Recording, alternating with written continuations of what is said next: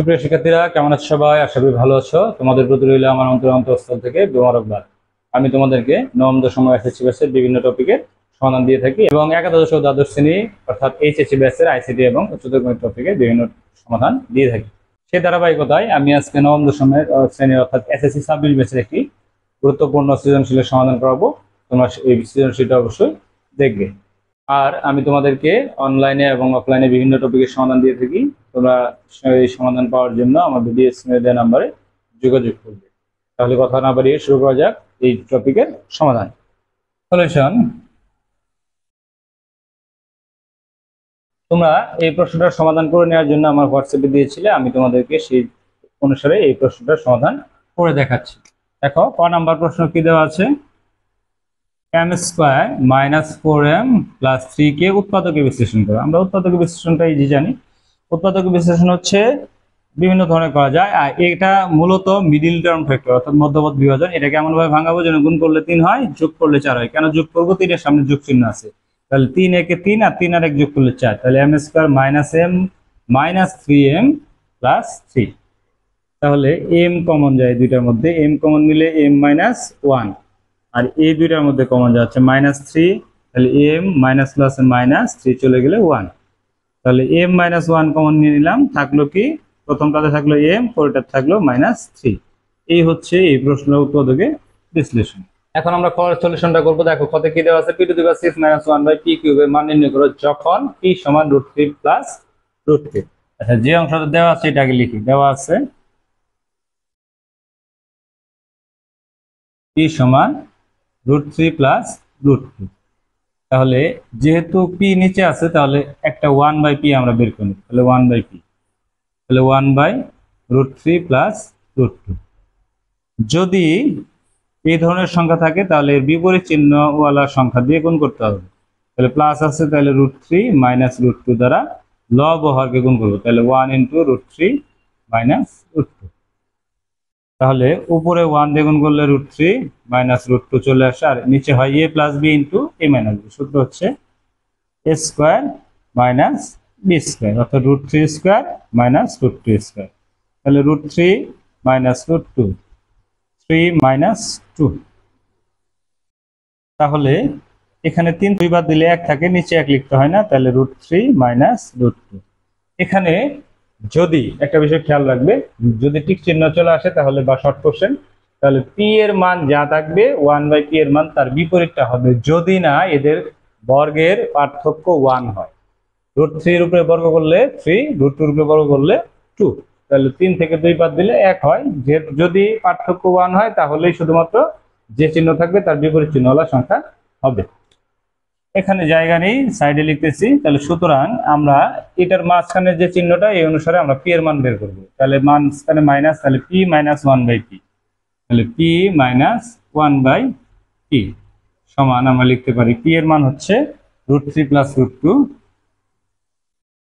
Minus 1 by p এর মান হচ্ছে √3 মাইনাস √2। যেহেতু মাইনাস আছে তাহলে চিহ্ন পরিবর্তন হবে, তাহলে মাইনাস √3 প্লাস √3 √3 কেটে যাবে 2√2।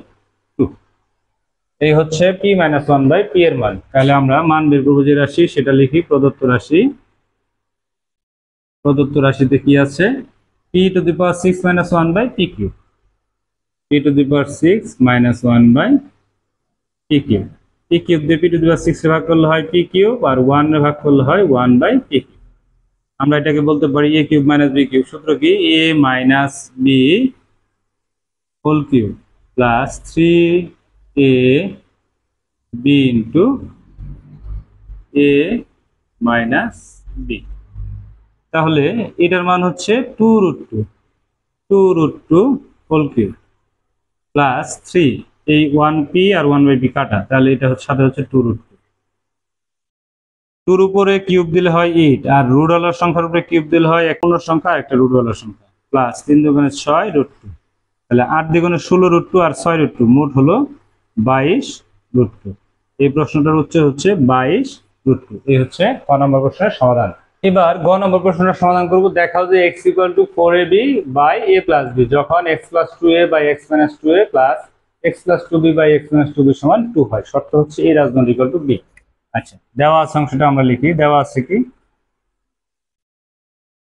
দেওয়া আছে x plus 2a by x minus 2a plus x plus 2b by x minus 2b equal to 2।